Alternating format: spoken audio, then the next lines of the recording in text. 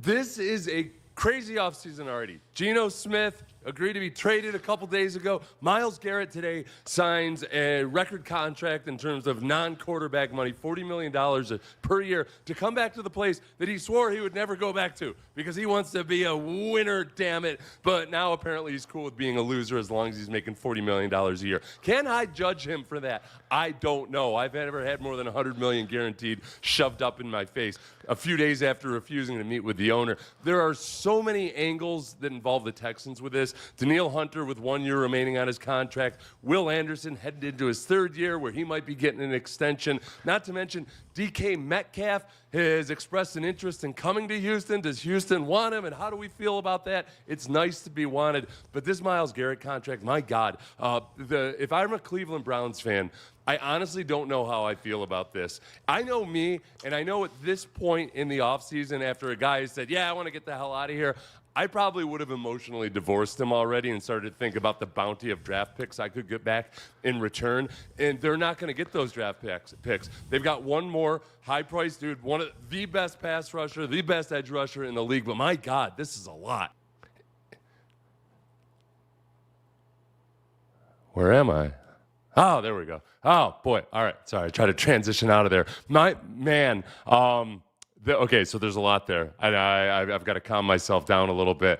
$122.8 million guaranteed. It's a 4-year extension, which leads that's 6 total years that he's got on that contract. Remember, he had 2 years left on his contract when he decided that he would only go play for a winner because he wants a Super Bowl. The big question from a Browns perspective is, did Andrew Berry, the GM, convince Myles Garrett that they've got a plan for the future, and that if you can be just the solid rock for us, then yes, we will reach that mountaintop. You won't be Joe Thomas, I promise you. You won't have a Hall of Fame career that's all for naught and never actually have a chance at winning anything. But it's a lot easier to.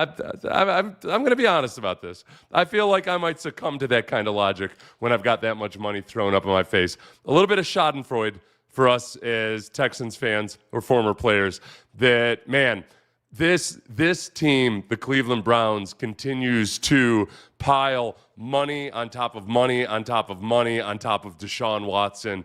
And I just, like what I said, man, if I were a Browns fan and Myles Garrett had said, all right, I want out of here, this is crazy, I would have felt bad about the Browns. I would have hated the Haslam still. I would have wanted Andrew Berry, the GM, fired. And yet there's a part of me that would have been thinking, all right, boy, but with these draft picks that we could get for Myles Garrett and maybe just clear some of this cap space out for the next couple years, then here we go.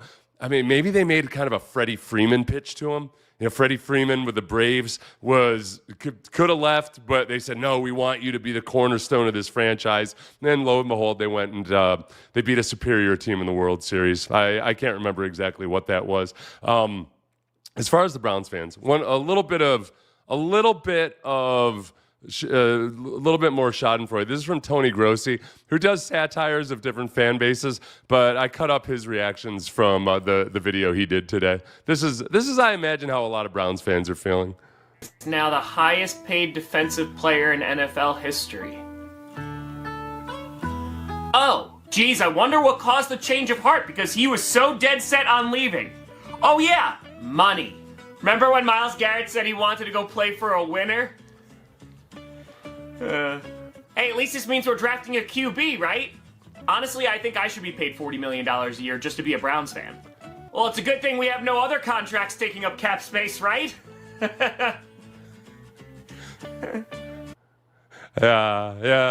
And Deshaun Watson's a big one. Deshaun just redid his deal and pushed a little bit more money off into the future. For those of you who haven't been paying attention, Deshaun Watson tore his Achilles tendon a second time after his first initial repair. So there's almost zero chance that he's going to play this year. And it's a quagmire. It's a mess. It's a fiasco. And that's not my problem, nor is it yours. The problem that right now I'm thinking isn't going to be a problem is that Danielle Hunter has got to be, every pass rusher in the league is looking at the Max Crosby contract, and he's looking at the Myles Garrett contract, and they're thinking, all right, well, either I want this now or I'm definitely going to want it soon. What you got to hope is that Danielle Hunter sees all that money, knows that the money only ever increases as the cap keeps going up, and that he's got a chance at a really good payday coming up very soon. He's got 1 year left on his deal. He did have some run-ins with Minnesota in his last year in 2023 before entering into that season where they had to kind of smooth some things over. But I don't think it's going to be an issue, and part of it is that the Texans really aren't in a position to be laying out any kind of a long-term deal on an edge rusher right now, because if Will Anderson stays healthy and plays the same way this next year that he did last year, and he's got to keep his ankles healthy. He's probably on a wobble board somewhere right now after seeing that contract and saying, I'm gonna strengthen these ankles up. Not gonna have ankle issues again. I'm gonna be like Steph Curry. Ankle issues early in my career, but then never to be heard from again. At least we heard from Steph Curry, but not the ankles. I think my power just, what the hell? No, my power's still on.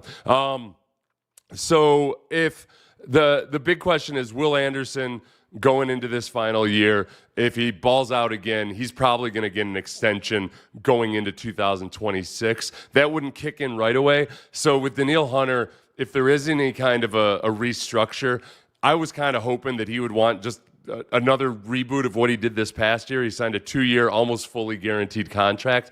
If they tack on another year to that or two, Will Anderson's contract isn't going to affect that, but they can't be in a position where they're paying $80 million a year for both their edge rushers. So somewhere in the next couple of years, they're going to have to develop somebody else out on the edge through the draft or maybe ultimately in free agency. So I'm not overly worried about that. The other big news that came down, I think I mentioned in my fever pitch first 90 seconds, DK Metcalf, according to, I believe, Tom Pelissaro, is identified some teams that he wants to play for. He only wants to play for a contender, and he only wants it to be in the South, or I guess in either a warm weather or maybe under a dome.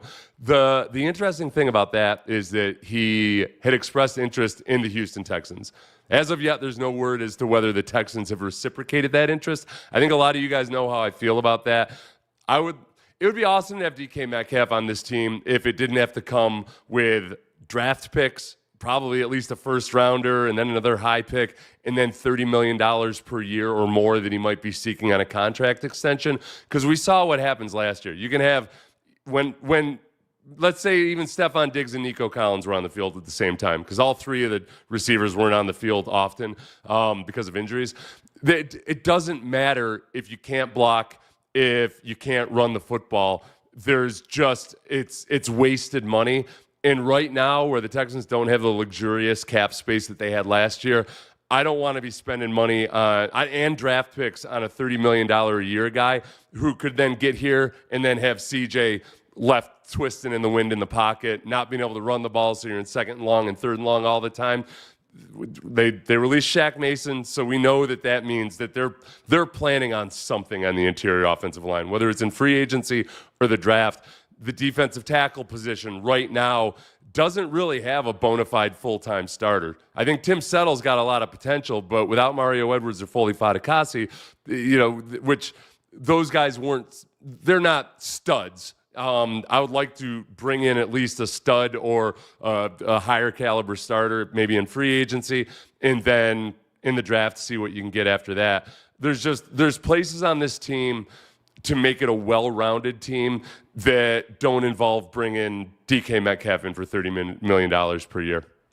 Let's see. Too expensive for us, but having DK, I know. I was reading a book today, Ken Kesey. It's called Sometimes a Great Notion. And one of the characters in the book says something to the effect of, I know there's some times in life where it's better to maybe not have such a great grasp on mathematics. I feel like as a fan that in the off season, you can lean into that. You can not embrace mathematics, and you can think, the salary cap is a myth. Nah, just sign everybody. Unfortunately, Nick Caserio isn't a guy who's ever in a better place if he forgets mathematics. Will they be freeing up that cap space from the O-line? No, not really. Shaq Mason is a June 1st designation, so there's a good chunk of the cap space will be after June 1st. They have cap space.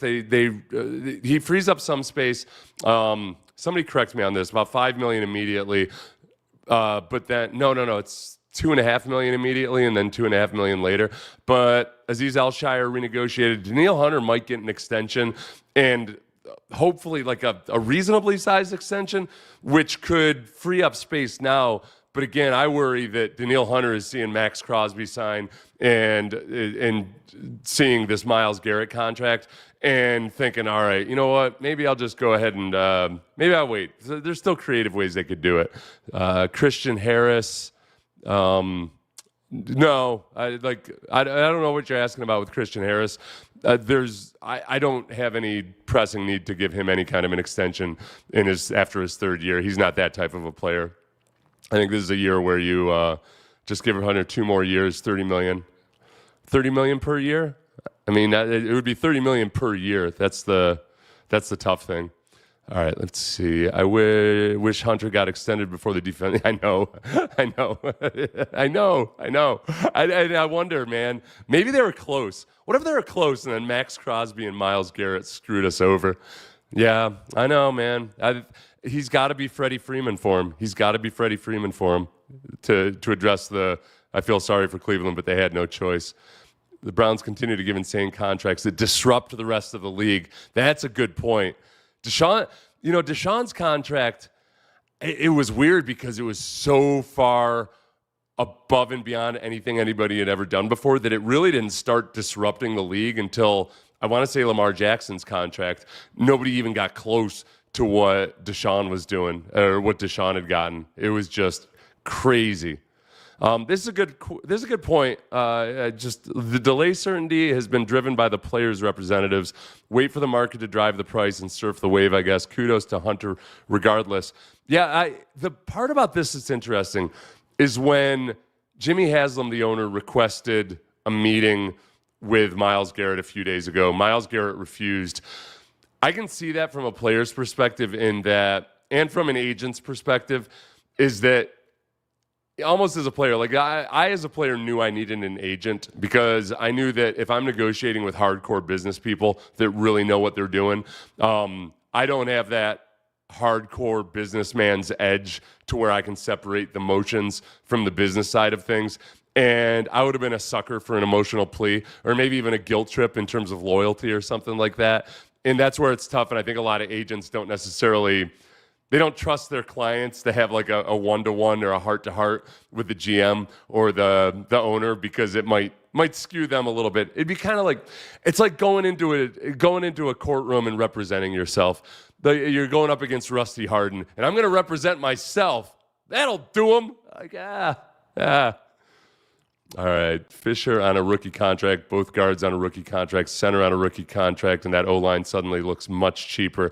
Yeah, especially, depending on what happens over the next couple of years. So I'm going to run. I've got my wife's birthday party to go to. This has been such a fun weekend already. This is already, even before the legal negotiating period starts up tomorrow, in which it's going to be a lot of fun tomorrow. Tune into Payne and Pendergast at 6 a.m. Sean's got some really good points that he just texted me about all of this Myles Garrett stuff and how it impacts. We're going to listen to Cleveland Sports Radio for a little bit, just listen in on how they're processing everything. Remember, they want a new stadium up in Cleveland, too.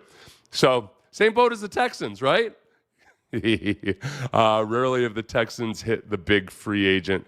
Can't think of any. They were very... Okay, I guess, I don't even know if you're saying that as a positive or as a negative. Hitting the big free agent is fraught with peril, as we know. I'd say last year they were one of the more aggressive teams in free agency, especially if you include the trades, because Stephon Diggs and Joe Mixon were trades, but you almost psychologically lump them into free agency. The Texans were very, very aggressive in the offseason last year. In terms of rarely hitting the big free agent, the cautionary tale that worked out for the Texans was, remember when Nnamdi Asomugha was the most highly coveted free agent back in 2011, and everybody wanted the Texans to go get Nnamdi Asomugha. Got to get Nnamdi Asomugha. Got to get it. Why are we not getting Nnamdi Asomugha? Oh, you're getting these bums. What do you mean? You're getting Jonathan Joseph? And you're getting the safety whose name eludes me right this moment because it's too close to Danielle Hunter. Somebody help me out there. Anyway, so I don't worry too much about that. The Texans have shown they're not afraid to be aggressive with stuff. But anyway, like, subscribe, all that good stuff, everybody. Have a great day.